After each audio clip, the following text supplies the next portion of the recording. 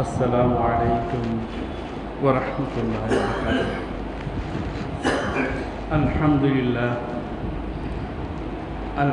لله نحمده ونستعينه ونستغفره ونؤمن به نتوكل عليه ونعوذ بالله من شرور أنفسنا ومن سيئات أعمالنا.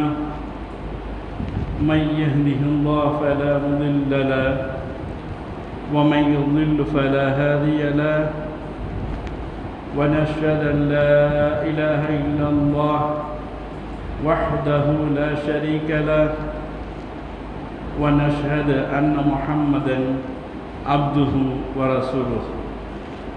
أما بعد فقد قال الله تعالى في الفرقان المجيد بعد أعوذ بالله من الشيطان الرجيم بسم الله الرحمن الرحيم واتقوا الله الذي تساءلون به والأرحام إن الله كان عليكم رقيبا.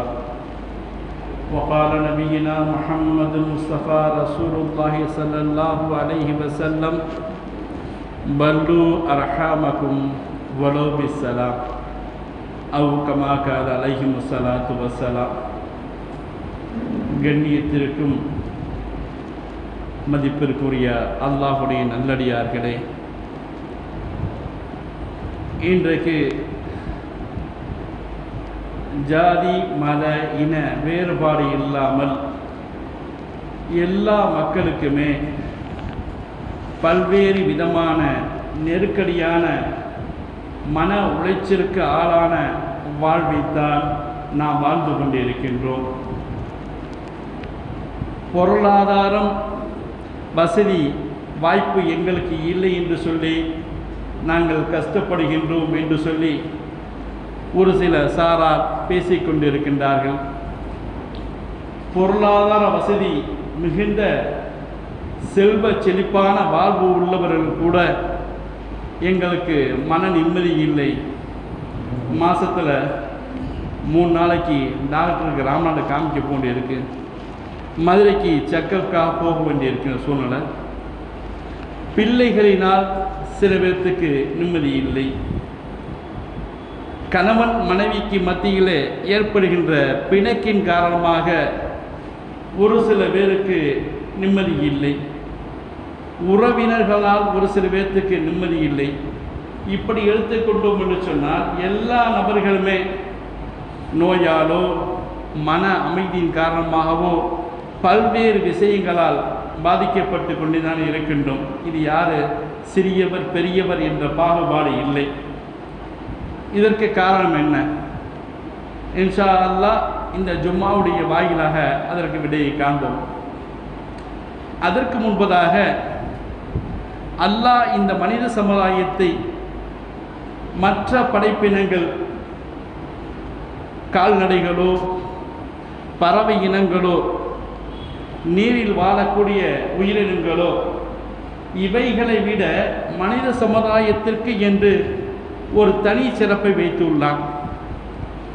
பெற்றோர்களோடு சொந்த பந்தங்களோடு கூட்டாக ஒன்றாக சேர்ந்து வாழக்கூடிய ஒரு வாழ்க்கையை மனித சமுதாயத்தை தந்துள்ளான்.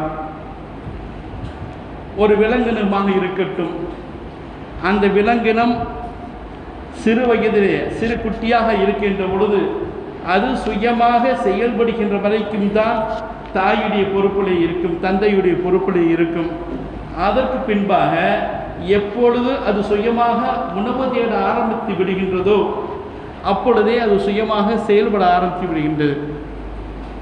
எந்த விலங்குகளும் மாமா மச்சாண்டோ அண்ணன் தம்பிக்கிட்டோ அக்கா தம்பிக்கிட்டோ உறவு பெற கொன்றால கிடையாது. அதே போல் பறவை இனங்களும் மற்ற விலங்கினங்களும் இருக்கின்றன. ஆனால் எந்த ஜீவராசிகளுக்கும் கொடுக்கப்படாத சிறப்புத்தன்மையை அல்லாஹ் இந்த மனிதருக்கு மட்டும்தான் கொடுத்து உள்ளான். உறவினர்களோடு ஒன்று சேர்த்து வாழக்கூடிய வாழ்க்கை, அவன் திருமணம் முடிந்தாலும் பிள்ளைகளை பெற்றெடுத்தாலும் தள்ளாத வயதானாலும் பரவாயில்லை, பெற்றோர்கள் ஹயாத்தாக இருந்தால் பெற்றோருடன் வாழ வேண்டும். சொந்த பந்தங்களோடு இணக்கமாக இருக்க வேண்டும் என்ற ஒரு முக்கியமான விஷயம், கூட்டு குடும்பமாக வாழக்கூடிய ஒரு உறவு முறைகளை பேணக்கூடிய விஷயம் இந்த மனித சமுதாயத்திற்கு மட்டும்தான் அல்லாஹ் கொடுத்துள்ளான். இந்த உறவினர்களோடு சேர்ந்து வாழக்கூடிய உண்மை, உறவினர் என்றால் பல்வேறு விதமான பிரிவுகள் இருக்கிறது. அதை ஒவ்வொன்றாக எடுத்து ஒவ்வொரு வாரம் பேசலாம். ஒரு பொதுவான ஒரு வரையறையில் பேசுகின்றேன். இந்த உறவு முறைகளோடு சேர்ந்து வாழ்வதை அல்லாஹ் பிரியப்படுகின்றான்.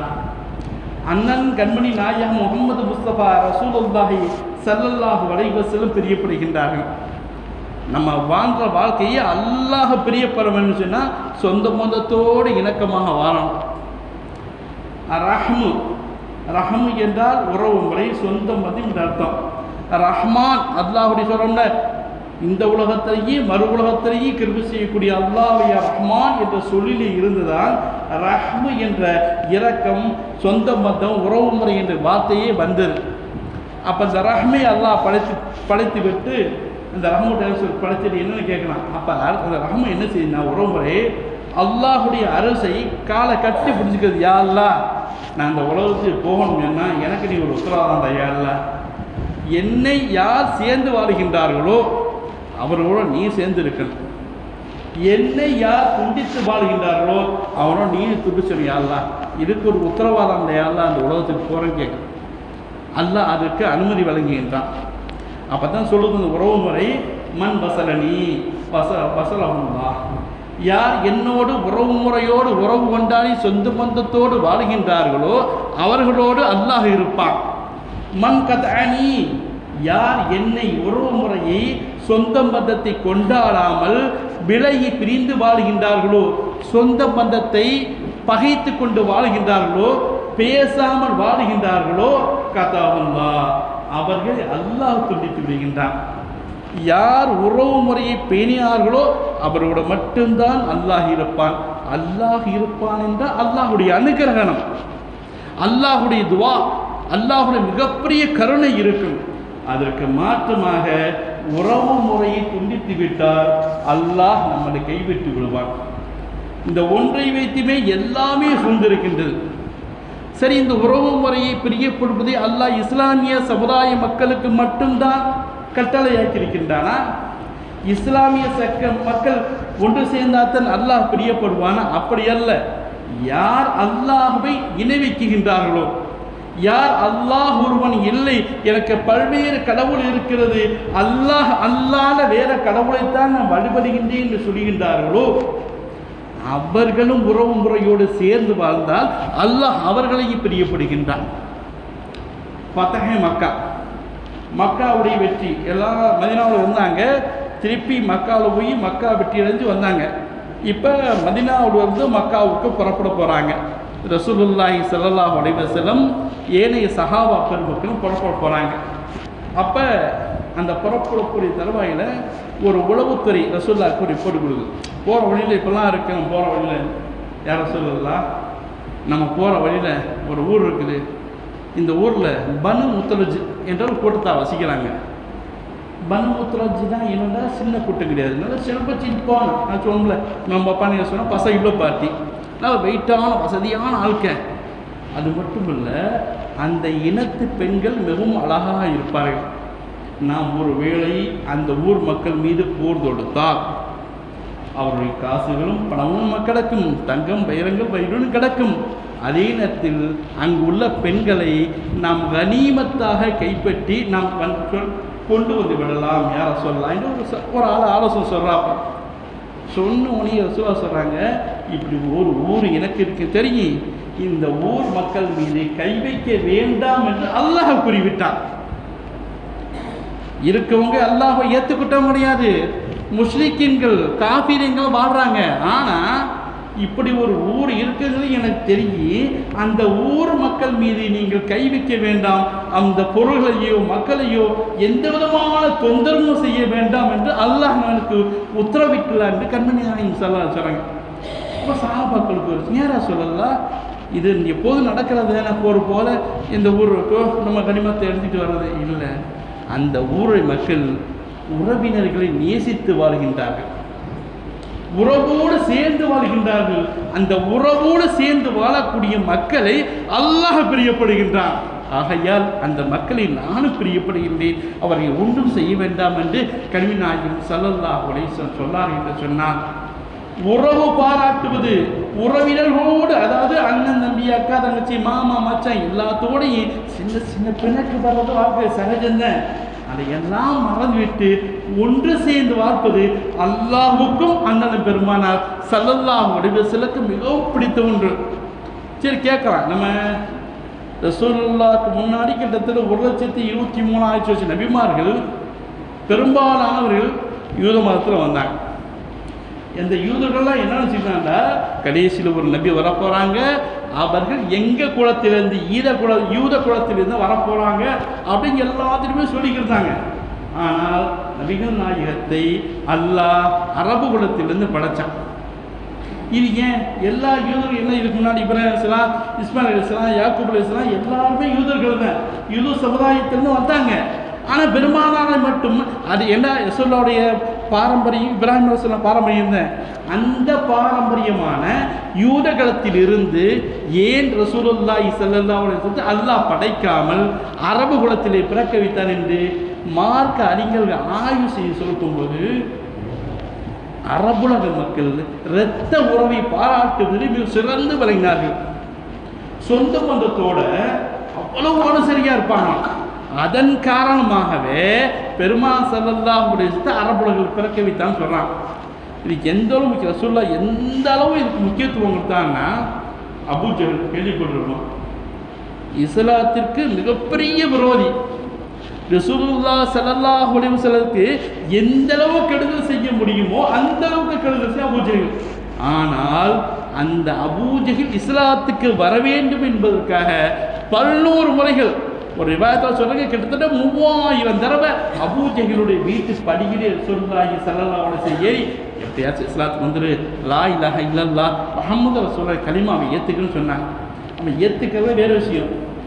இவ்வளவு நிராகரிக்கக்கூடியவன் ரசூலுல்லாஹி ஸல்லல்லாஹு அலைஹி வஸல்லம் முழுமையாக கெடுதல் செய்யக்கூடியவனை ஏன் ரசூலுல்லாஹ் கேட்கணும்? ஒன்றும் இல்லை, அபூ ஜஹல் ரசூலுல்லாஹ்வுக்கு ரத்த பந்தம் சொல்றான். தன் சொந்த சமுதாயத்தைச் சேர்ந்த, தன் சொந்த ரத்தத்தைச் சேர்ந்த ஒருவன் நரகத்துக்கு செல்லுவதை பெருமானார் பிரியப்படவில்லை. அதன் காரணமாகவே அபூ ஜஹலுடைய வீட்டிலே 11 முறை விலைகள் ஏறி ஏறி ரசூலுல்லாஹி ஸல்லல்லாஹு அலைஹி வஸல்லம் கேட்டாங்கன்னு சொல்றாங்க. அந்த அளவுக்கு ரத்த பந்தத்தை ரசூலுல்லாஹ் நேசிச்சிருக்காங்க. இன்னொரு மிகப்பெரிய ரசூலுல்லாஹ் எந்த அளவுக்கு நேசிச்சாங்கன்னா, ஒரு போர் நடக்குது. அப்போ போர் நடந்தா பல்வேறு பழைய கைதிகள் பிடிக்கப்படுவாங்க. வந்து ரசூலுல்லாஹ் நிப்பாட்டியிருக்காங்க. ரசூலுல்லாஹ் அப்படியே வந்து பார்த்துட்டு வர்றாங்க. வந்தபோது ஒரு பெண்மணி, முஹம்மதே ஸல்லல்லாஹு அலைஹி வஸல்லம், என்னை ஞாபகம் இருக்கா? தெரியலையம்மா, நீனு நான் ஒன்னாத்தாப்பா ஹலீமாட்டா பால் குடித்தோம். அதாவது ரசூலுல்லாஹ்வுக்கு பால்குடி சகோதரி. இந்த பெண் எந்த இனம் தெரியாது, இந்த பெண் எந்த ஊர் தெரியாது, இந்த பெண் எந்த குலம் தெரியாது. ஆனால் அந்த பெண்மணி சொல்லுது, நீனும் நானும் தான் அப்பா ரசூலுல்லாஹ் இந்த ஹலிமாத்து சஅதியா அம்மாட்ட பால் குடித்தோம், மறந்துட்டியா? ஞாபகம் இருக்கான்னு. ரசூலுல்லாஹ் ஞாபகம் இல்லை. இந்த சொல்கிறாங்க, அப்போ கூட இந்த அம்மா நமக்கு பால்குடி சகோதரியா? ரசூலுல்லாஹ் உத்தரவு போடுறாங்க, அந்த ஒரு பெண் சகோதரி என்ற ஒரே காரணத்தினால் அங்குள்ள அத்தனை மக்களுக்கும் எந்த விதமான நிபந்தனையும் இல்லாமல் விடுதலை செய்கின்றார்கள் என்று சொன்னார். ஒரு இரத்த பந்த உருவுக்கே பெருமானார் ஸல்லல்லாஹு அலைஹி வஸல்லம் இத்தனை பேரை விடுதலை செய்தார்கள் என்று சொன்னார். எந்த அளவு ரசூலுல்லாஹி ஸல்லல்லாஹு அலைஹி வஸல்லம் உறவோடு இறக்க வேண்டும், உறவோடு சேர வேண்டும், சொந்த பந்தங்களை அனுசரித்து வாழ வேண்டும் பிரியப்பட்டிருக்க சிந்தித்து பார்க்க வேண்டும். நம்மளுடைய பொதுவாக மனுஷனுடைய என்னன்னு சொன்னால் பிரதிபலனை எதிர்பார்க்குறது. அஜித்து ஜும்மாவில் முன்சூப்பில் உட்கார சொல்லியில்ல, இல்லை பொதுவாக தொழுகைக்கே முன்சூப்பில் உட்கார சொல்லியில்ல, தொழுதான் என்ன கிடைக்கும் எதிர்பார்க்குறது தானே. நம்ம சொல்லிக்கிட்டே இருக்கணும், எப்பா இதை செஞ்சால் இன்னும் குடி கிடைக்கும், இதை செஞ்சால் இன்னும் குடி கிடைக்கும் அப்படிங்கிறத சொன்னால் தான் மக்களுக்கு கிடைப்பணும். ரசூலுல்லாஹி ஸல்லல்லாஹு அலைஹி வஸல்லம் சொல்கிறாங்க, நீங்கள் உறவு முறைகள் சேருங்க, சேர்ந்தால் அல்லாஹ் செஞ்சிருப்பான், நானும் பிரியப்படுப்பான்னு சொல்லிட்டு கேட்குற சொல்கிறாங்க. ரசூலுல்லாஹி ஸல்லல்லாஹு அலைஹி வஸல்லம், மண் அராத யுமுத்தபி உம்ரிஹி, உங்களை யாராச்சும் ஒருத்தருக்கு ரொம்ப காலம் வந்த ஆசை இருக்கா? யாருக்கு ஆசை இருக்குமா? சொற்பை மொத்தா பண்ணுண்டு எப்படி படுத்த படுக்கையில் கடந்தாலும் சரி இன்னும் ஒரு 10 வருஷம் பார்க்க மாட்டோமா அப்படின்னு ஆசைப்படுவோம். ரசூலுல்லாஹ் கேட்குறாங்க, மண் அராத யுமுத்தபி உம்ரிஹி, யாராச்சும் நமக்கான வாசம் ஆசைப்படுறீங்களா? மன் அராத யுவஸிஅ ஃபீ ரிஸ்கிஹி, எப்பா நல்ல செல்வ செழிப்பாக வரணும் ஆசைப்படுறீங்களா? நிறைய பேர் செல்வ செழிப்புன்னா காசு பெட்டி பெட்டியாக பீரோ பீரோவாக பேங்க் லாக்கில் வச்சு நினைக்கிறாங்க. அது செல்வ செழிப்பு இல்லை. தன் தேவைக்கு அடுத்தபடி தேவையாகாமல் இருப்பதே மிகப்பெரிய செல்வ செழிப்பு. அடுத்த வாசலில் போய் நின்றுட்டு சாமலிங்கம் அண்ணே நமக்கு கஷ்டமாக இருக்குது தாங்க அப்படின்னு எதிர்பார்க்காம அன்றைய உன் தேவையை அன்னன்னைக்கு தேவைப்பட்ட செலவுகளை அது கோடான கோடி ரூபாயாக இருந்தாலும் அல்லாஹ் உனக்கு வழங்கினான் என்று சொன்னால், ஒருவேளை கஞ்சிக்கு கூட சோத்துக்கு கூட அடுத்தவனிடம் எதிர்பார்க்காமல் வாழ்ந்தீர்கள் சொன்னால் அதுதான் செல்வ செழிப்பான வாழ்வு. இந்த செல்வ செழிப்பான வாழ்வு பிறரை எதிர்பார்க்காத வாழ்வு வாழ ஆசைப்படுறியாப்பா? ஐயமூத்த மீத்த துசும் அகால மரணம் அடையாமல் ஆக்சிடென்ட் மோத்தா போகிறோம், தண்ணியில் மோத்தா போகிறாங்க, நெருப்பில் மோத்தா போகிறாங்க, இடிபாலில் மோத்தா போகிறாங்க. இந்த மாதிரி தீய மரணங்களை விட்டும் நீங்கள் பாதுகாக்க வேண்டும் என்று பிரியப்படுகின்றீர்களா? பல்யஸ்ய ரஹம், சொந்த மதத்தோடு சேர்ந்துங்கப்பா. ஒன்றும் சொல்ல, ஒரு காக்கா கூட்டம் கூட தன் சாப்பிட போகும்போது தன் இனத்தையும் வரவழைக்க வேண்டும். காக்கா என்று கத்தி தாமடி கடைசி லக்கணம் அடிச்சுட்டு போகிற காக்கா, அந்த காக்காய்க்கு உள்ள பாச உணவுகளோட இந்த மனித சமுதாயத்தை விட்டு தள்ளி போய் கொண்டே இருக்கின்றது. கண்ணியமான அல்லாஹுடைய நல்லடியார்களே, உறவோடு சேருங்கள், உங்களுக்கு நீடித்த ஆயுள் கிடைக்கும். யாராச்சும் ஆசைப்படுவாங்களா? வேகமாக கொஞ்சம் காலத்தில் மௌத்தா போன்னு ஆசைப்படுவாங்களா? இல்லையே. ஒரு அம்மா வயசான அம்மா இருக்குது, ஒரு 89 வயசு இருக்குது, பழுத்த உடச்சே இருக்குது. ஏம்மா என்னம்மா இவ்வளோ காலம் வாழ்ந்துட்டு சிரமம்லாம் மறந்துலையா? எப்போ நல்லா ரூபா கொண்டு போத்தான் போகிறான். மொத்தாப்பா பற்றி நான் கல்யாணம் கவலைப்படலை. எப்படியாச்சும் நீ பேத்தி பிள்ளைக்கு நிக்காக பண்ணணும், அதை பார்த்துட்டு கண்ணை முடிக்கிட்டாக்க அல்ஹம்துலில்லாஹ் ரொம்ப சந்தோஷம். சரிம்மா பேத்தி அவளுக்கு எத்தனை வயசு? இன்னும் வயசுக்கு வரல. இதுதான் மனித சமுதாயத்துடைய எண்ணம். எத்தனை வயதாக இருந்தாலும் ஆரோக்கியமாக இருக்கின்ற தருவாய் வரை ஹயாத்தாக இருக்க வேண்டும். ஆசைப்படுவது தவறல்ல. பெருமாசல நீடித்த ஆயுளை கேட்க சொல்லியிருக்காங்க. ஆனால் அறுதல் உம்ரு, படுத்த படுக்கையில் இருந்துக்கிட்டு 1 பாத்ரூம் போகிறோக்கோ 2 பாத்ரூம் போகிறோக்கோ அடுத்தவருடைய உதவியை நாடக்கூடிய நிலைமை அல்லாஹ் வந்துவிடக்கூடாது. அத்தகைய கொடுமையான சூழ்நிலை விட்டு சொல்ல வச்சுருக்காங்க. அறுதல் உம்ரை விட்டு என்னை அல்லாஹ் பாதுகாக்கிறாங்க. ஆயால் வயது நீடிப்பு எல்லாத்துக்கும் பிரியப்படணும். சரி வயது நீடிச்ச காலத்து என்னத்தை சாதிக்க போகணும்ட்டா ஒன்றும் இல்லை. ரசூலுல்லாஹி ஸல்லல்லாஹு அலைஹி வஸல்லம் காலத்தில் தையி அப்படின்னு கூட்டத்தை சேர்ந்த 2 சகோதரர்கள், 2 வேணா ஒரு ட்வின்ஸ் பிரதமர், சொந்த பண்ண இல்லை, 2 இரட்டை சகோதரர்கள் இஸ்லாத்தை ஏற்கிறாங்க. இஸ்லாத்தை ஏற்றது இருந்து 2 பேரும் போட்டு இப்போ என்ன அமல் செய்கிறானோ அதே தான் அவன் செய்வான். 2 ரக்காத் தொழுதா அவன் தொழுவான். இவன் நபிலும் 10 ரூபா முடிச்சா அவன் தொழுவான். இவன் லா இலாஹ இல்லல்லாஹ் 1000 தடவை அவனும் ஓதுவான். இவன் ஸலவாத்து ஓதுனா அவனும் ஓதுவான். இப்படியே இணை பிரியாமல் வாழ்ந்து இருக்காங்க. ஒரு கட்டம் ரசூலுல்லாஹி ஸல்லல்லாஹு அலைஹி வஸல்லம் ஒரு போருக்கு அழைப்பு விடுறாங்க. போருக்கு வாங்கின அப்போ அது இரட்டைகள் ஒருவருக்கு உடம்பு சரியில்லை, கொஞ்சம் ரொம்ப உடம்பு சரியாக படுத்திருக்காங்க. போருக்கு போகக்கூடிய நிலைமை. இன்னொரு போய் போருக்கு கலந்துக்கிட்டு அல்லாஹ்வுடைய நாட்டம் அவர் போரில் ஷஹீதாக்கப்படுறார். இன்னா லில்லாஹி வ இன்னா இலைஹி ராஜிஊன். அந்த படுத்தவர்களுக்கு கடந்தால அவர் 1 வார காலத்தில் அவர் முடியாமல் மௌத்தா போயிட்டார். இப்போ 2வது அவன் மௌத்தா போனதுக்கு பின்னாடி தல்ஹா ரலியல்லாஹு தஆலா அன்ஹு இந்த 2 பேர்த்தையும் கனவு பார்க்குறாப்புல. சொர்க்கத்துடைய வாசு இருக்குது, நீ முன்னாடி போவ நான் முன்னாடி போவேன், யார் போரில் போகிறது? இப்போ போரில் போய் ஷஹீதாகி மௌத்தா போயிருக்காரு. போரில் மௌத்தா போனவங்களை அவங்கள மௌத்தானாக்கள் சொல்லக்கூடாது, அவர் எல்லாம் ஹயாத்தாக வச்சுருக்கான். இவரு மௌத்தா போயிட்டார். இப்போ யார் சொர்க்கத்துக்கு போகிறது முதல்ல அப்படிங்கிற ஒரு கேள்வி. அப்போ அந்த சொர்க்கத்துக்கு காவலாளி பார்க்குறாரு. அந்த 1 வாரம் சென்று பெட்டில் இருந்து மௌத்தா போனார்ல, அவரை சொர்க்கத்துக்கு முதல்ல போகணும்னு சொல்கிறார். 2வது போரில் ஷஹீதாகி மௌத்தா போகணும்னு சொல்கிறான். இந்த கனவை பார்த்தோன்னே தல்ஹா ரலியல்லாஹு தஆலாவுக்கு ஒரே சந்தேகம். இது என்னடா, ஷஹீதுடைய அந்தஸ்து உலகிலேயே மிகப்பெரிய அந்தஸ்து, அல்லாஹ் குர்ஆனில் போடுது சொல்கிறான், ரசூலுல்லாஹ் சொல்கிறாங்க அவ்வளோ மிகப்பெரிய அந்தஸ்து இருக்காங்க. அப்படி இருக்கும்போது அவரே சுவர்க்கத்தில் முதலாவதாக அனுப்பாமல் இவரை ஏன் அனுப்பணும்? அடுத்த நாள் காலையில் ஸல்லல்லாஹு வர்றாங்க. இந்த கனவுடைய விளக்கத்தை சொல்கிறாங்க.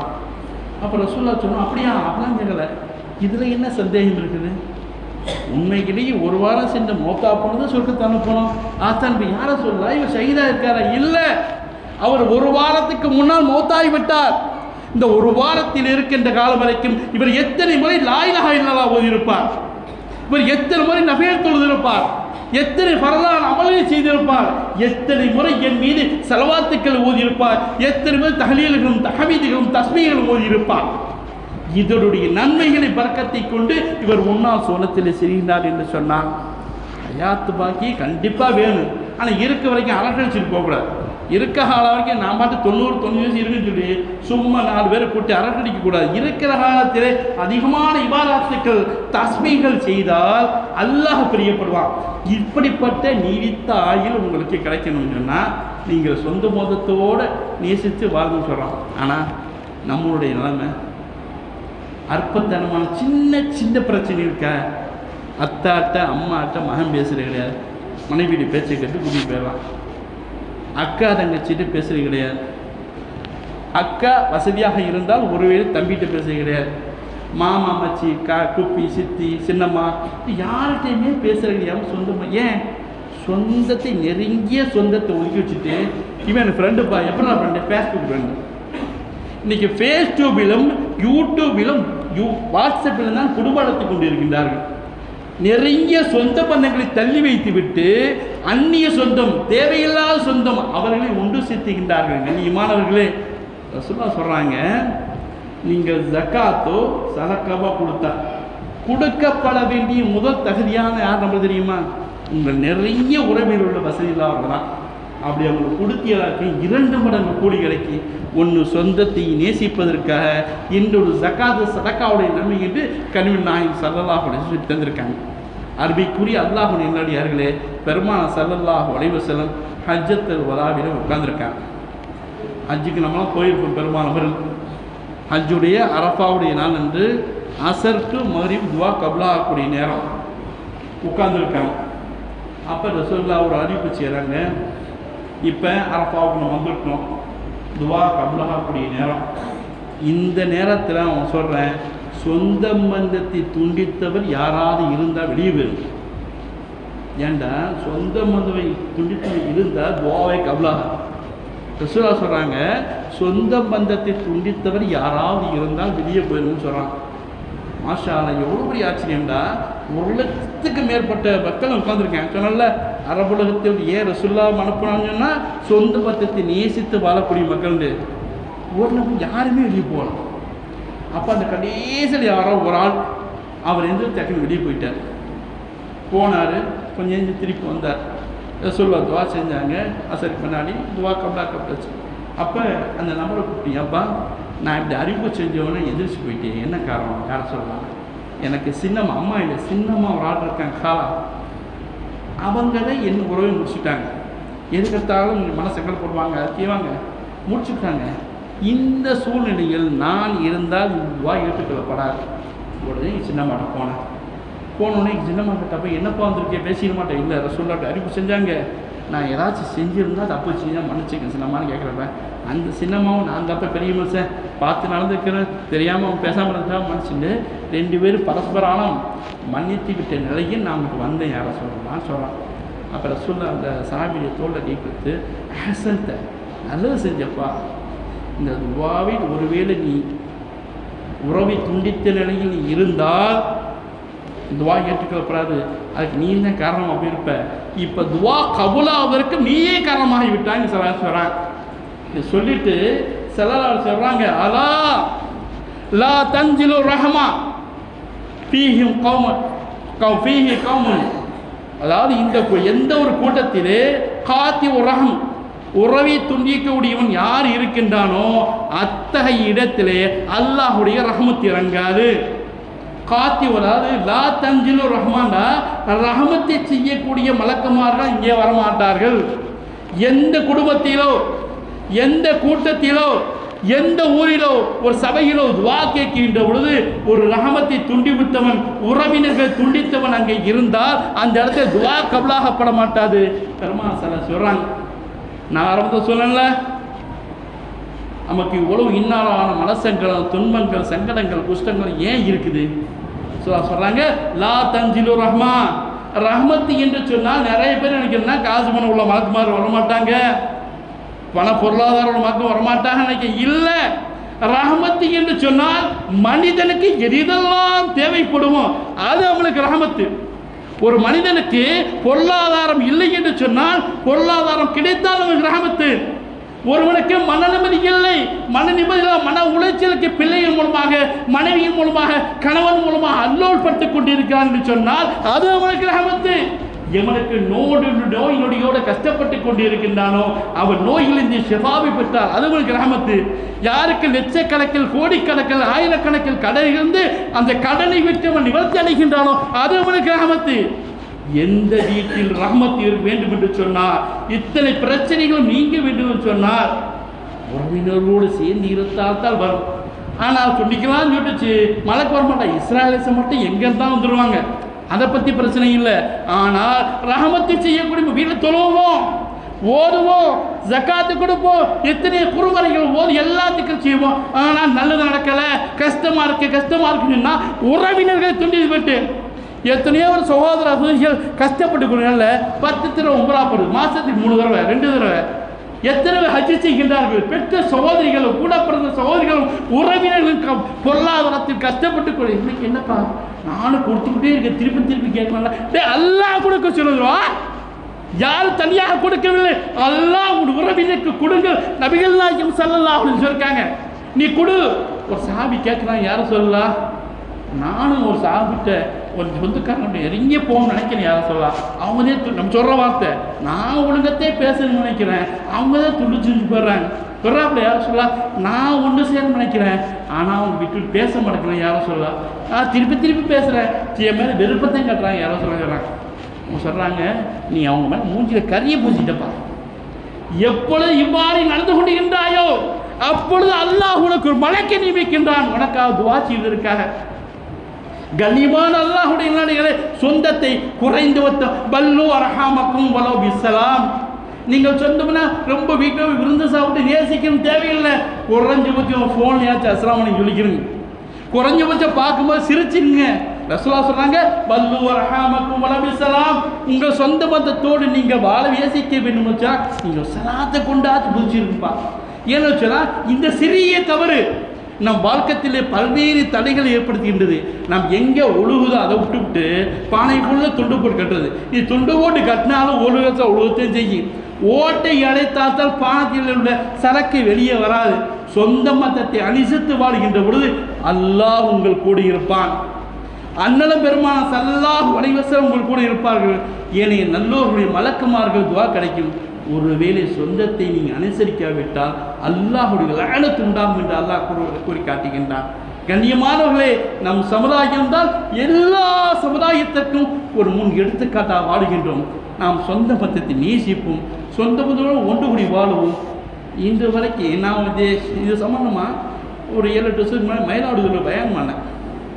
அப்போ நான் பேசும்போது ஒரு 70 வயசுக்கு மேற்பட்ட ஒரு வயசான தாடியும் தனச தாடி பேசி முடிச்சுட்டு பராத்தில் வணி பேசுகிறேன்.